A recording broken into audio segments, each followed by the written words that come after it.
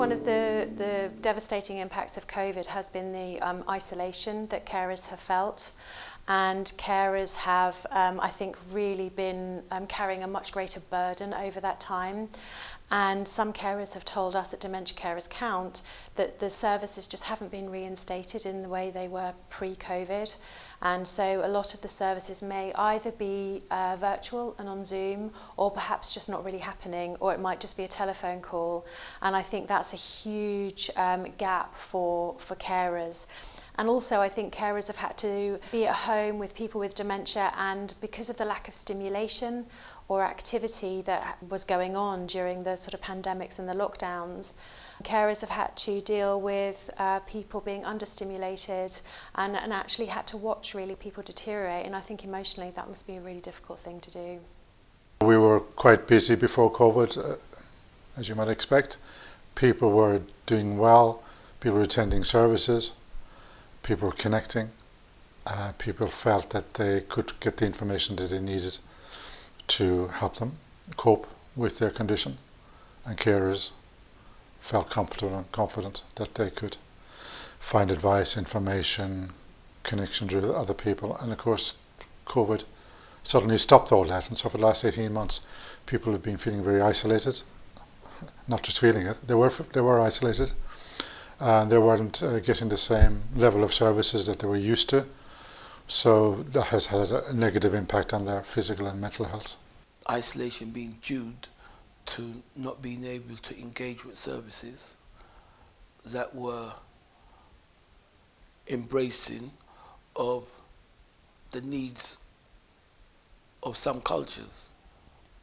Because I think some cultures really were not catered for, even though culturally Brent is a beautiful place, and the services do seek to provide for everyone fairly and equally. Sometimes there's gaps in the system. Culture also defines, for me, and I think for everyone, defines the importance of the individual. It reflects the person within in terms of what their life makeup is all about, and what ignites happiness and joy in their life, and what they can so often relate to. I think the most worrying thing has to be isolation. I think it's hugely exacerbated, if I don't mind me calling it an endemic problem, with people with dementia and also with their family carers, who have found it much harder to stay in touch with and get support from the people that they normally would have, their neighbours, their family, local people and far off people, statutory services, dementia cafes, all those things. Some of them have had a really, really tough time. A lot of people suffered through the period of time by not going out, by not seeing friends, not seeing families. It's kind of hard. My husband was, just before pandemic, he was going out for a walk. He was mobile. He was chatting, not long chats, but cognitively he was functioning. He could have a shower. I haven't seen such deterioration so fast that he's stopped talking. He's mostly in his wheelchair. He's not going for a walk. The impact has been awful, because not that he was doing everything normally, but I expected that there will be stages that it will deteriorate, but the rate of deterioration. Remember, people were shielding for 7 months on their own, some of them. You can imagine people with memory loss or any difficulties, medical condition, many trying to shield on their own for 7 months without the usual support systems of family and care services, NHS. It must have been a really difficult time for them.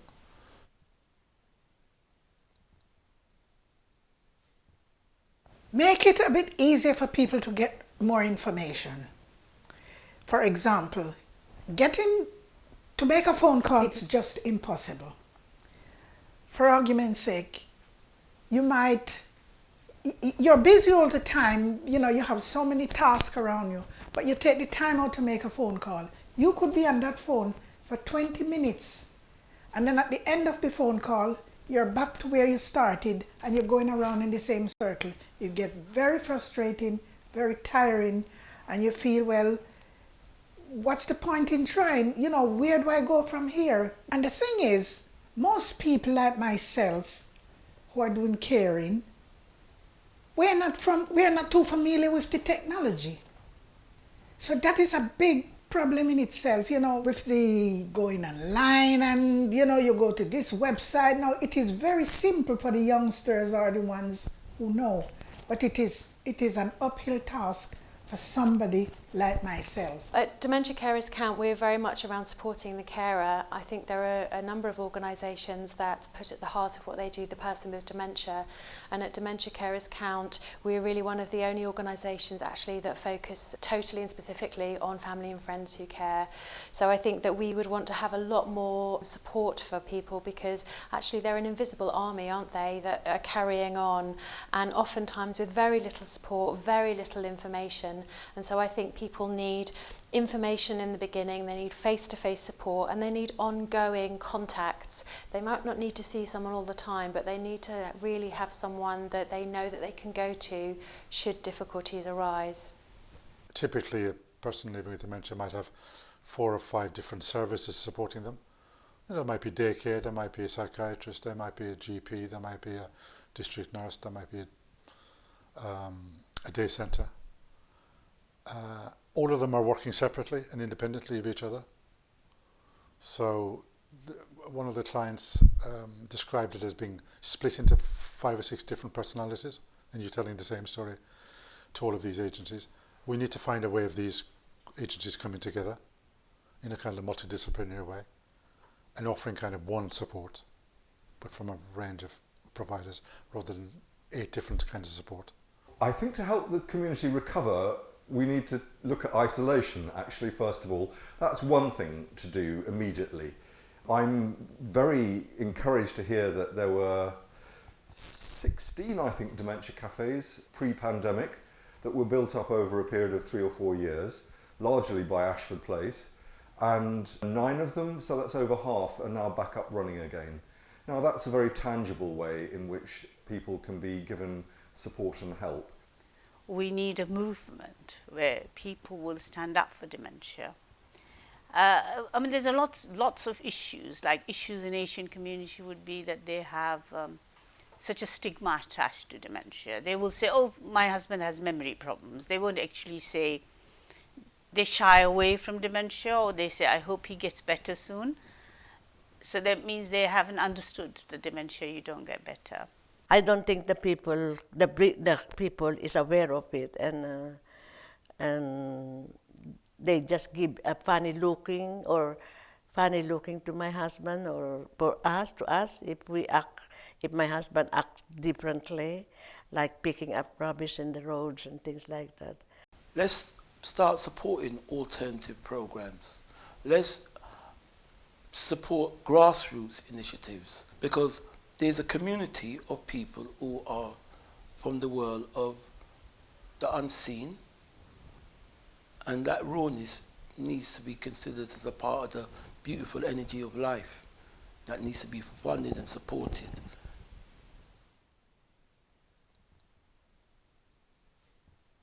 Well, I suppose a dementia-friendly community is really one that has some degree of understanding and patience.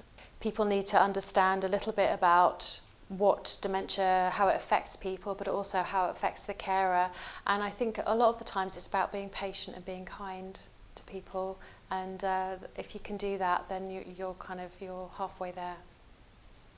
A dementia-friendly Brent is where somebody like myself isn't excluded from services because I have an opinion that differs from the opinions of their textbooks or the book that they operate from. Like when I look in their book, you won't see somebody like me in most of those books, because someone like me still has aspirations, still has dreams, still wishes to be not just a recipient of services, but perhaps a provider of services, or maybe involved with co-producing the services. So dementia-friendly Brent is one that recognizes, especially with people who've got early diagnosis of dementia, that person still has all the credentials, all the qualities to be very much active in society and in life without being considered as someone who's disabled or someone who needs to be cared for. So there's so many ways I could define it. You could define it in the sense of, if you wanted to live anywhere in the country and you're living with dementia, I'd want to move to Brent, because I hear great things about it. I hear that the dementia community are really well supported. There's little stereotyping or bias. Generally, the borough is very well informed of what the condition actually means, medically and socially. It should mean that, let's say, the business community in Brent are very aware of dementia. I mean, obviously, some of its customers will be living with dementia. It could mean that, in terms of decisions about dementia services in future, that people living with dementia and carers are a key part of that decision-making process. So they make decisions about where funding is invested in terms of new services. And lastly, I think it would mean that there's a very, very strong carers organisation supporting carers, and that there's much more funding available for carers who sometimes have to give up their jobs to care for their loved ones. There's so much constructions going on in Brent. Have they had involvement of fire brigade? Have they had involvement of people who know about dementia? Have they looked at their social services, how they buy their services for adult care? So I think they need to communicate with their community. They need to interact more so with the users of the services, the carers. Some of our dementia sufferers are very articulate still. My husband was till 2 years ago, and there are people here, if I didn't tell you, you wouldn't know they had dementia. There are different stages of dementia, and it's different for different people.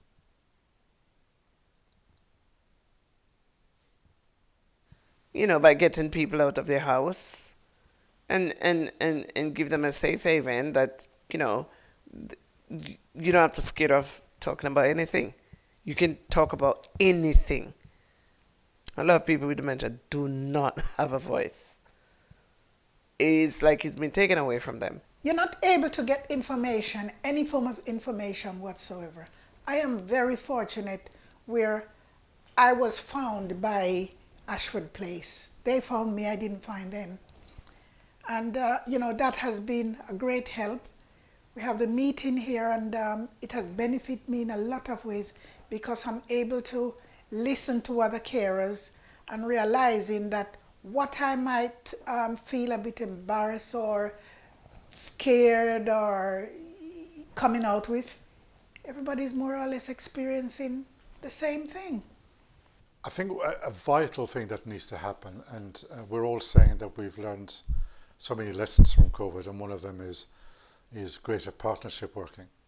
So the different agencies getting together to support vulnerable people.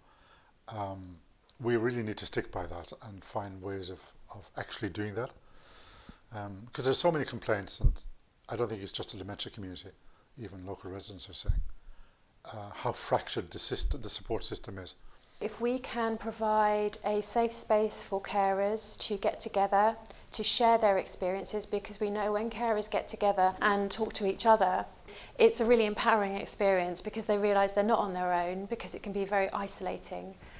So if we can provide that, and we can also provide information that helps them understand what is going on better for the person with dementia, then actually we can therefore improve the person with dementia's life, because by caring for the carer, then we help them support the person better.